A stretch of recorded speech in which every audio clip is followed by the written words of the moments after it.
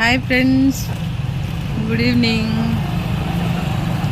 ఎప్పుడు కూడా ఫ్రెండ్స్, మన రక్త సంబంధికులు, మన కుటుంబ సభ్యులు, మన చుట్టాలు మనకి ఎప్పటికీ అవసరం వస్తారు.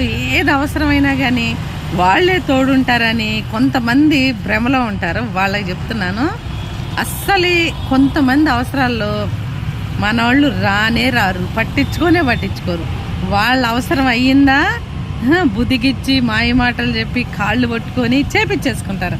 తర్వాత అసలే